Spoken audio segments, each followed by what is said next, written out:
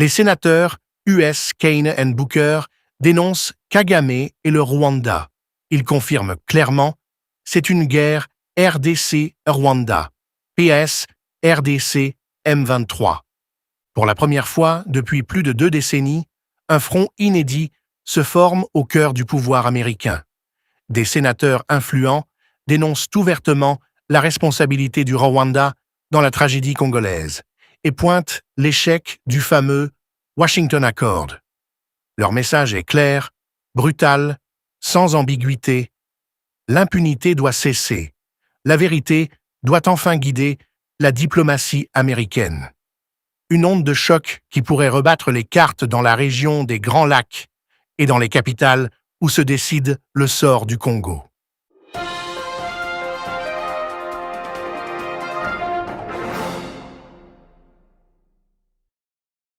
Chers auditeurs d'Africa Flashes, bienvenue dans cette édition spéciale où nous plongeons au cœur d'un tournant majeur dans la diplomatie internationale. Un moment où les vérités longtemps étouffées refont surface, portées cette fois par des voix puissantes de Washington. En quelques lignes, une lettre signée le 20 novembre 2025 par 2 sénateurs américains, Tim Kaine et Cory Booker, accompagnés de leurs collègues Chris Van Hollen, Peter Welch et Jeff Merkley, a fracturé des décennies d'approches diplomatiques ambiguës des États-Unis envers le Rwanda. Ce document, qui pourrait sembler banal à première vue, constitue en réalité un séisme politique. Il brise un tabou, expose l'échec d'un accord présenté comme historique et met à nu le rôle de Kigali dans la déstabilisation chronique de la République démocratique du Congo.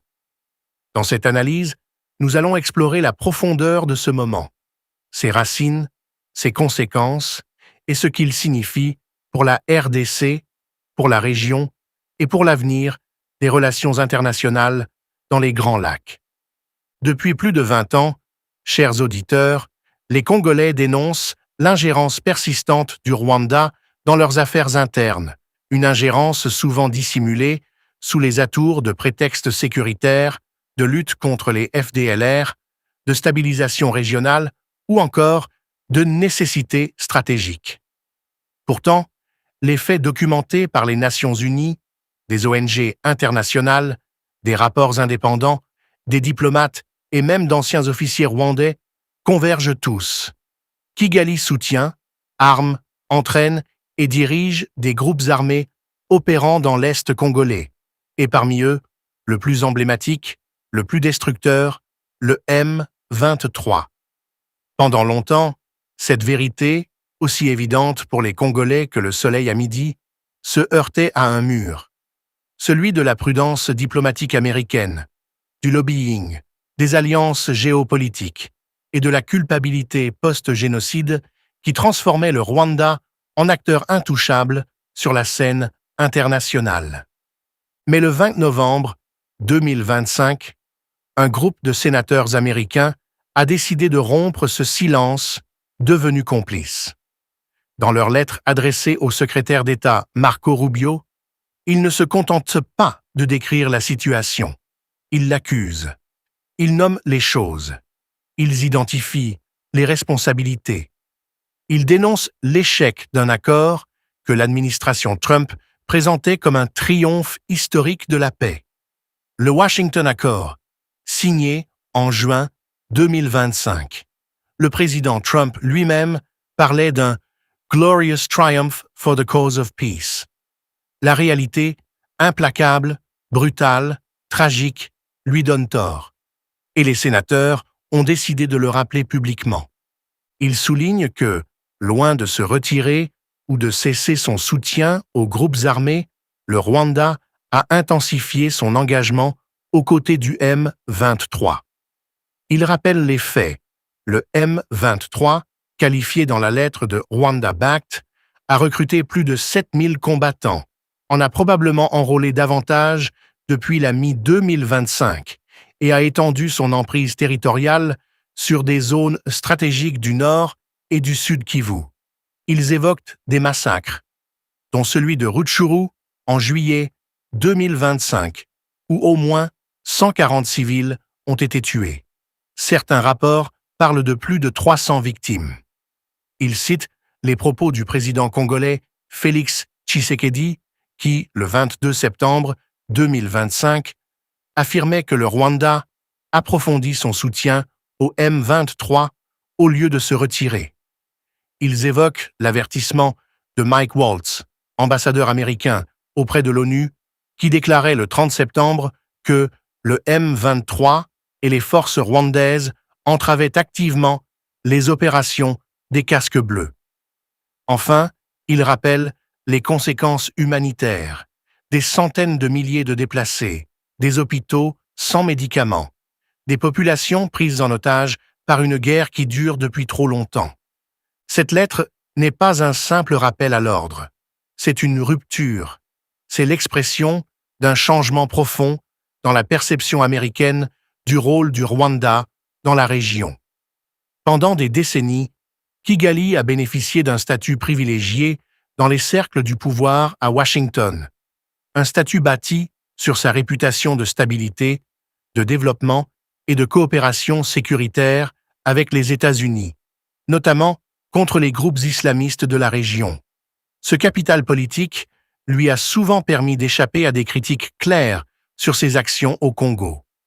Les sanctions américaines, lorsqu'elles existaient, étaient ciblées sur des individus, jamais sur le système lui-même. Kigali était perçu comme un allié incontournable, et le Congo, trop souvent, comme un problème lointain. Ce que les sénateurs Kane, Booker et leurs collègues font, c'est renverser cette logique. Ils affirment que la réalité doit primer sur les narratifs diplomatiques. Ils indiquent que le soutien continu du Rwanda au M23 n'est pas un secret, mais un fait largement documenté, et qu'il est incompatible avec tout processus de paix crédible. Ils dénoncent également la légèreté avec laquelle l'administration Trump a traité les causes profondes du conflit. Les tensions ethniques, la compétition pour les ressources, la présence de groupes armés transnationaux, l'absence d'un mécanisme solide de suivi des engagements. Ils s'attaquent même à un point extrêmement sensible, l'accord migratoire entre les États-Unis et le Rwanda, qui, selon eux, pourrait affaiblir la neutralité américaine en renforçant la position diplomatique de Kigali. Ce passage est crucial, car il révèle une inquiétude profonde. Comment les États-Unis peuvent-ils être médiateurs d'un conflit lorsqu'ils dépendent du Rwanda pour la mise en œuvre d'un accord migratoire politiquement sensible à Washington? Comment peuvent-ils exiger du Rwanda qu'il cesse de soutenir le M23 alors qu'il lui confie des responsabilités diplomatiques majeures? Cette contradiction, que beaucoup de Congolais dénoncent depuis des mois, est désormais mise en lumière par les sénateurs américains eux-mêmes. Ce retournement de perspective ne vient pas de nulle part. Il s'inscrit dans une évolution plus large de la conscience internationale. Depuis 2023, les pressions contre le régime de Paul Kagame se multiplient. Des rapports accablants sur les violences du M23, des preuves géolocalisées de l'implication de l'armée rwandaise, des vidéos montrant des colonnes de blindés traversant la frontière, des témoignages d'anciens combattants, des interceptions radio, des cartes du terrain, confirmant des opérations conjointes. Les Nations Unies ont publié plus de 10 rapports successifs détaillant la présence rwandaise dans l'Est congolais. Les ONG comme The Sentry, Human Rights Watch et d'autres ont cartographié le pillage des minerais congolais, décrivant des réseaux économiques reliant le Rwanda à l'exploitation illégale des ressources. Mais ce qui fait la différence en 2025, chers auditeurs, c'est que ces éléments ne restent plus dans les bureaux des chercheurs ou des diplomates. Ils entrent dans le débat politique américain. Ils deviennent publics, assumés, revendiqués. Ils sont portés par des sénateurs influents, dont certains siègent dans des comités stratégiques. Afrique, droits de l'homme, sécurité internationale. Ils posent des questions directes. Le Rwanda a-t-il retiré ses troupes? Qui vérifie les dépenses liées aux fonds américains? Quel mécanisme d'imputabilité est prévu pour les crimes commis? Quel suivi est mis en place pour vérifier l'application des accords? Où est la cohérence entre les paroles et les actes? Et ces questions, chers auditeurs, ne sont pas anodines, car elles arrivent à un moment critique de la guerre. En novembre 2025, le M23 progresse encore. Il menace Goma, Bukavu et certaines zones clés du Sud Kivu. Il contrôle des axes routiers vitaux, il assiège des villages. Il empêche l'accès humanitaire, il recrute de force, il consolide ses positions pour se poser en acteur incontournable des discussions diplomatiques. Et pendant ce temps, le peuple congolais souffre. Les FARDC se battent, les Wazalendo résistent, et Kinshasa, sous la conduite du président Félix Tshisekedi, martèle un message simple. Pas de paix sans justice, pas de diplomatie sans vérité. Et c'est précisément ce message qui commence à trouver écho à Washington. La lettre des sénateurs n'est pas seulement un constat, c'est une prise de position, une reconnaissance de la légitimité du combat diplomatique mené par la RDC depuis des années, une validation internationale des dénonciations répétées de Kinshasa, une rupture avec la complaisance de certaines capitales, une fissure dans l'armure diplomatique de Kigali. Mais il faut aller plus loin, car ce tournant américain pourrait être interprété de plusieurs manières.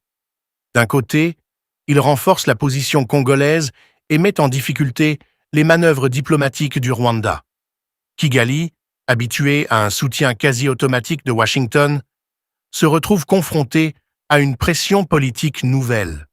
De l'autre côté, le contexte électoral américain et la rivalité entre institutions, administration d'un côté, Congrès de l'autre, peuvent créer des ambiguïtés.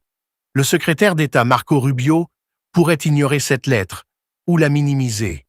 Le président Trump pourrait défendre son Washington Accord comme un succès, malgré la réalité du terrain. Mais ce qui est déjà certain, c'est que l'inaction ou les réponses superficielles ne pourront plus masquer la vérité. Washington est désormais divisé sur la question rwandaise. Pour la RDC, cette brèche est une opportunité. Elle permet de renforcer le plaidoyer diplomatique, d'exiger une surveillance accrue des engagements du Rwanda, de réclamer des sanctions ciblées contre les responsables du soutien au M23, de demander un audit des fonds américains transitant par Kigali, d'exiger la transparence sur les opérations militaires rwandaises et surtout de repositionner le Congo non plus comme victime, mais comme acteur souverain, exigeant le respect de ses droits. Car c'est bien de cela qu'il s'agit, de souveraineté. Pendant trop longtemps, les puissances étrangères ont décidé de ce que devrait être la paix au Congo sans écouter les Congolais eux-mêmes. Mais désormais, grâce à ce tournant, la voix congolaise gagne en stature. Le message de Tshisekedi, porté dans les tribunes internationales, dans les forums diplomatiques, dans les conférences médiatiques, est désormais repris dans les cercles du pouvoir américain. La vérité congolaise devient une vérité internationale. Et cette transformation n'est pas seulement institutionnelle, elle est morale, elle est historique, elle est symbolique. Car en reconnaissant la responsabilité du Rwanda dans la déstabilisation du Congo, les sénateurs américains contribuent à briser un cycle, celui du déni international qui a permis à Kigali d'agir en toute impunité pendant plus de 2 décennies. Cette impunité, bâtie sur le capital politique post-génocide, a atteint ses limites. Le Congo réclame justice. Et désormais, certaines voix américaines appellent à la lui rendre. Ce moment, chers auditeurs, n'est pas seulement diplomatique. Il est profondément géopolitique. Il annonce peut-être une recomposition des alliances dans les Grands Lacs. Il révèle les tensions cachées entre intérêts sécuritaires et principes démocratiques. Il expose les contradictions entre les discours humanitaires et les réalités stratégiques. Il met en lumière le rôle croissant de certains acteurs non occidentaux, comme le Qatar, devenu un médiateur clé dans la crise congolaise. Il montre que les États-Unis ne peuvent plus ignorer les dynamiques internes de la région, les aspirations des populations, la détermination des dirigeants congolais et les risques géopolitiques que représente une guerre qui menace de s'internationaliser. Ce tournant, c'est aussi un message adressé aux élites africaines. L'impunité a une durée de vie. Les alliances ont des limites. Les mensonges diplomatiques ne peuvent pas éternellement étouffer les réalités du terrain. Le Rwanda, longtemps protégé par son image de success story, découvre désormais le coût de ses contradictions. Et le Congo, longtemps marginalisé, voit s'ouvrir une fenêtre historique. Reste maintenant à savoir ce que Kinshasa en fera. Car la vérité, aussi puissante soit-elle, ne suffit pas à elle seule à transformer une situation géopolitique. Ce qui compte, c'est l'action, la stratégie, la cohérence.